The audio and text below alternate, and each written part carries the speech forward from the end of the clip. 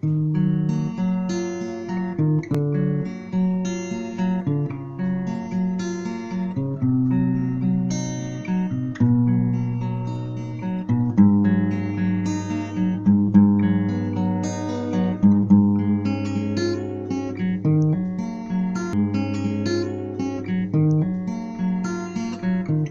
and welcome to Be My Guest, the canopy of life.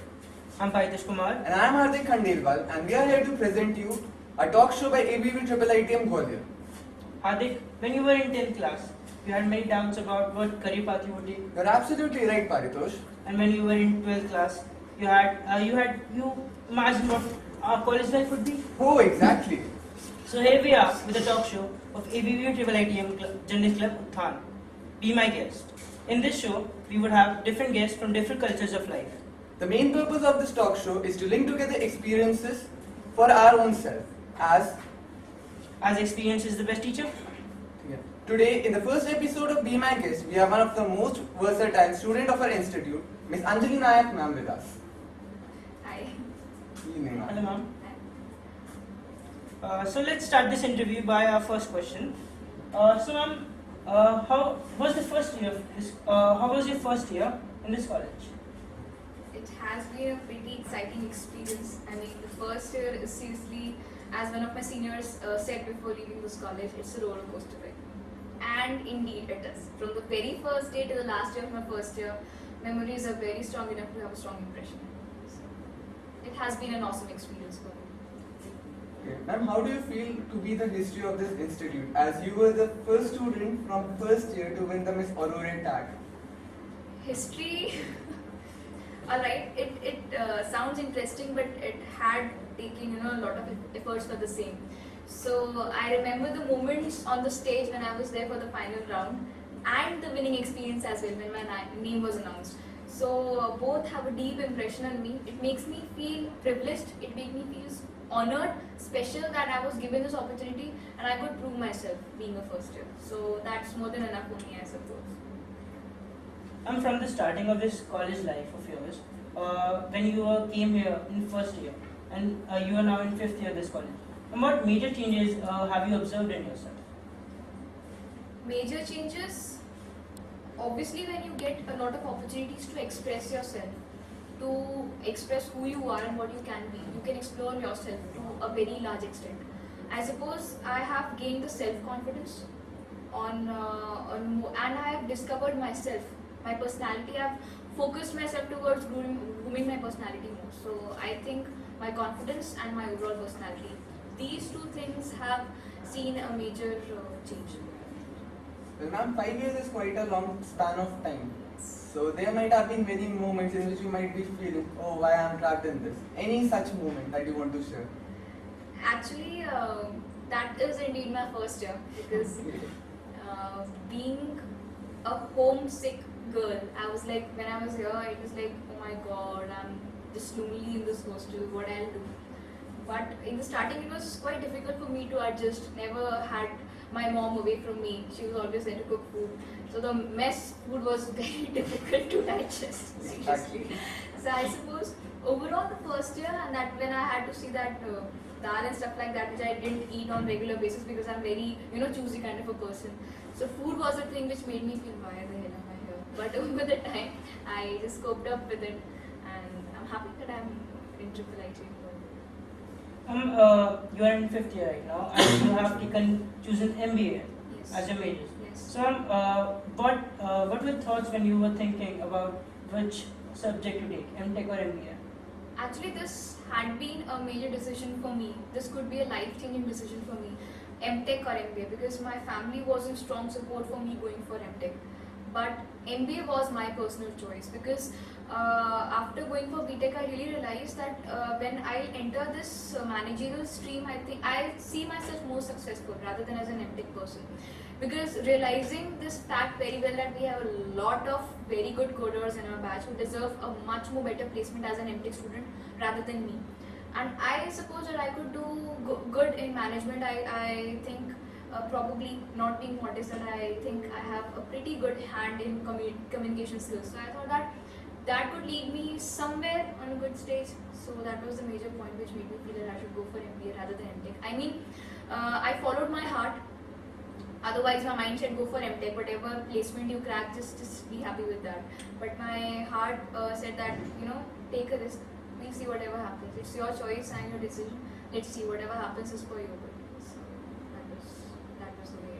So you followed your heart. Yes, I followed my heart.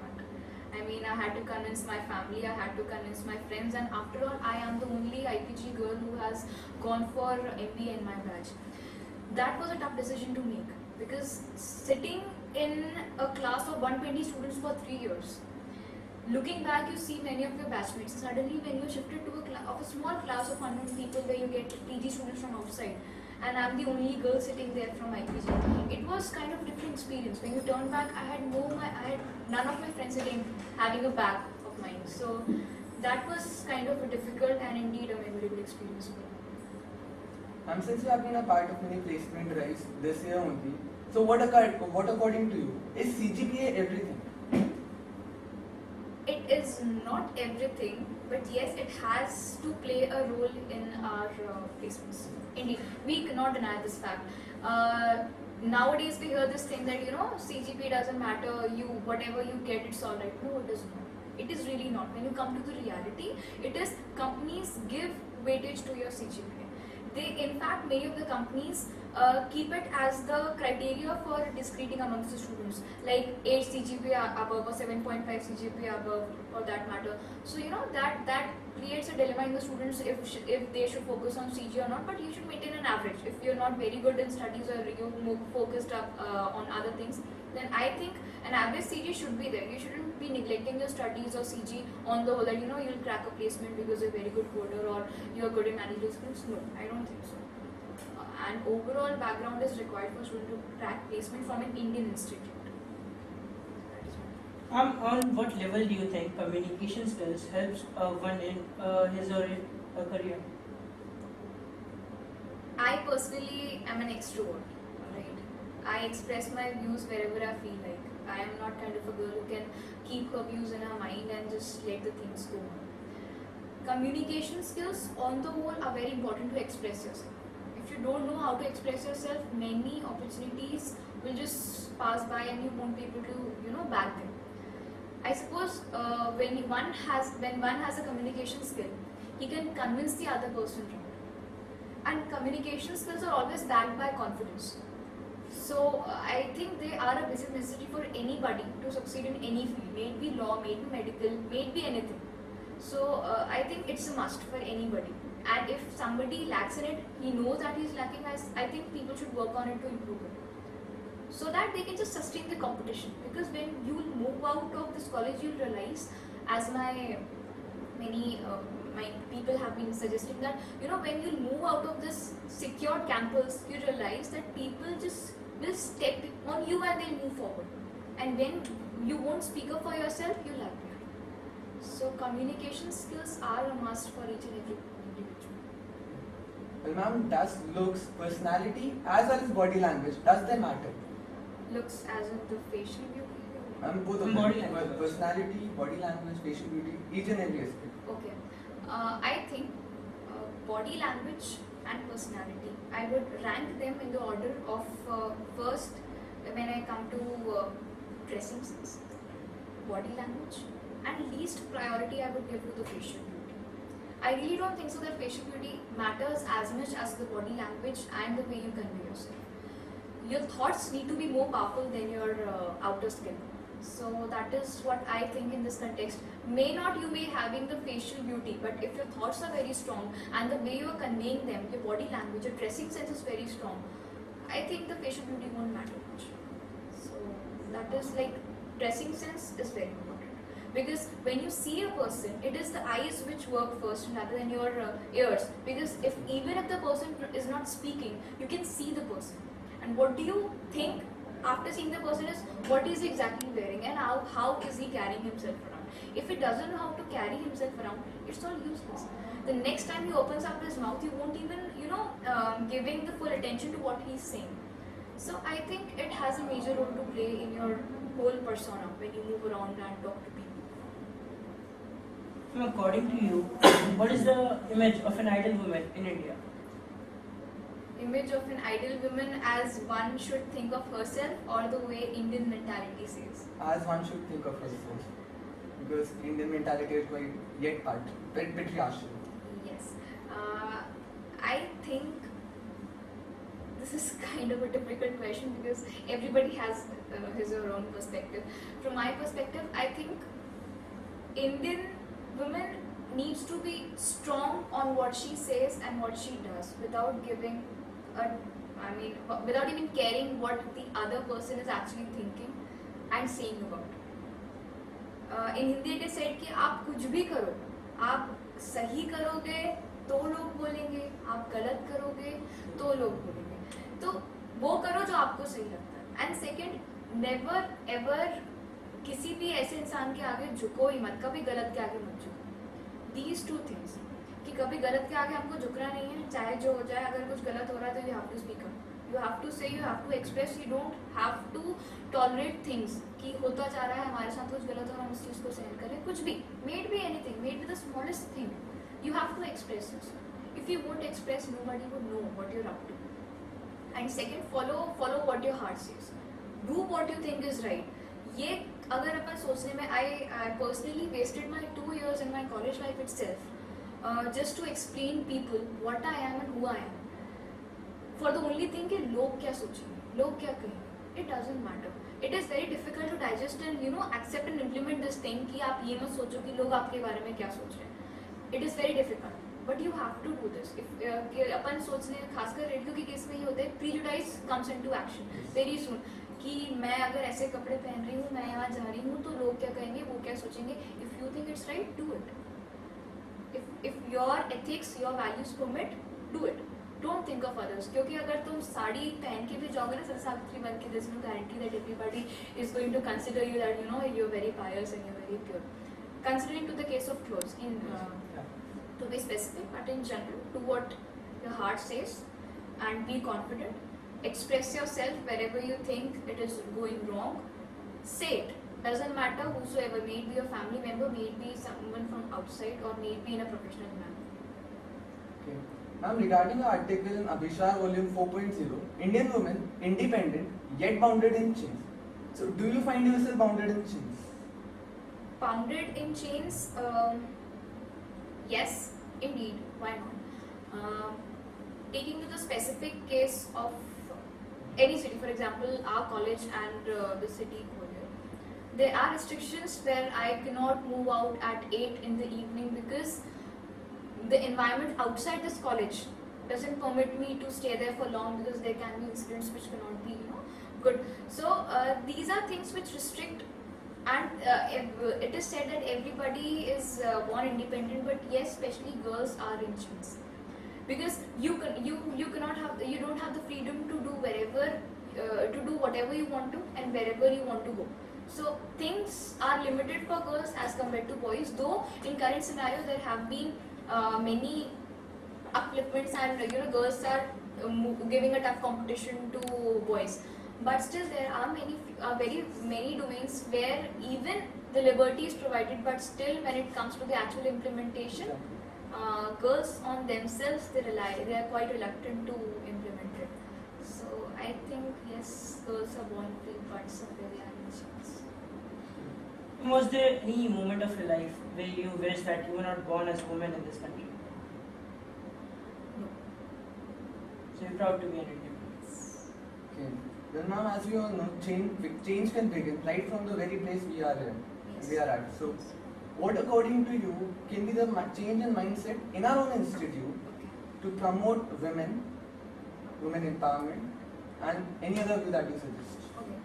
Actually, since my first year till date, I have seen a lot of change in the mentality of the boys here. It has been on the positive side.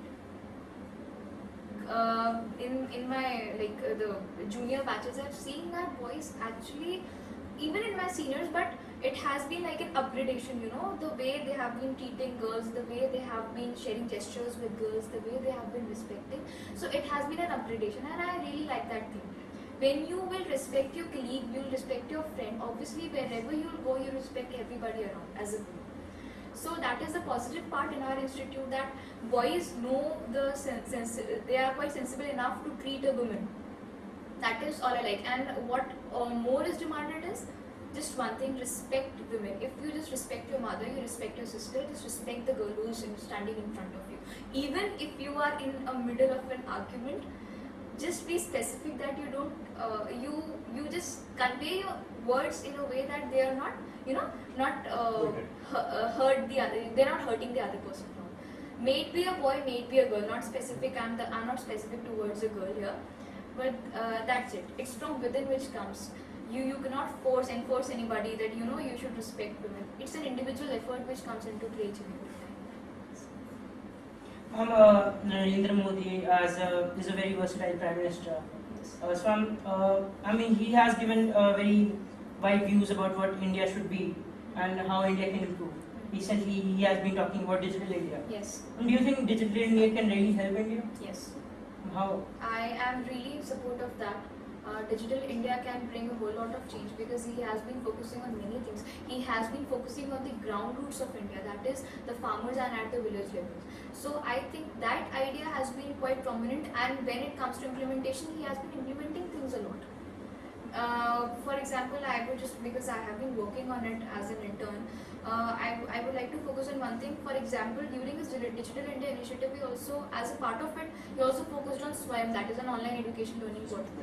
So that is a kind of initiative where all the Indian institutes and NITs will be, demonstrating their videos for the lectures, and students can get information and education through that. These are small things which are contributing to the big agenda of digital India. So I think the small steps which are being taken will finally lead to a big change. So I think that Digital India is going to succeed in the coming times. The small initiatives will lead to a big thing.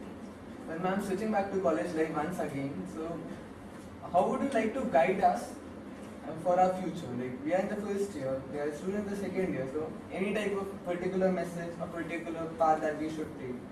The best guide is oneself. There is no other guide for you. People can just suggest you things. People just can tell you things, you should do this, you should do that. But it is, वो कहते हैं ना, सुनते सबके अपन करते अपने मन की है. So just to put my advice on the platform, I would just say that never go for what everybody is doing. If you think it's right, do it. If you think you're out of the league, you're not a part of the crowd, so what? इस डर से कभी पीछे मत हटना कि लोग क्या सोचेंगे, या मैं अकेला खड़ा रहूँगा जब मैं ये स्टेप लूँगा, या मैं अकेला पड़ जाऊँगा. नहीं, आप अकेले रहोगे, आपका कॉन्फिडेंस आपके साथ रहेगा जो आपको आगे, क्योंकि आज यहाँ पे आपको 50 लोग देख रहे हैं, यहाँ से निकलने के बाद आपको 500 लोग देखेंगे. उस टाइम भी कोई ज़रूरी नहीं कि आपका स्टैंड लेने के लिए आएगा. You have to stand for yourself. So just follow your heart, follow your conscience, and do what you feel is right without लोगों की सुनो.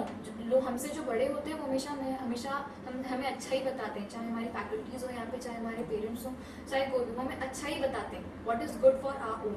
हमें उनकी सबकी सुननी चाहिए, उनके पॉजिटिव पॉइंट्स जो है उनको अक्यूमुलेट करके आगे बढ़ना चाहिए. पर एक अकाउंटेबिलिटी हमें हमारी भी लेनी चाहिए कि जो वो बोल रहे हैं और जो हम कर सकते हैं उसमें कितनी how much it is matching, and then you should come to conclusion, then move on.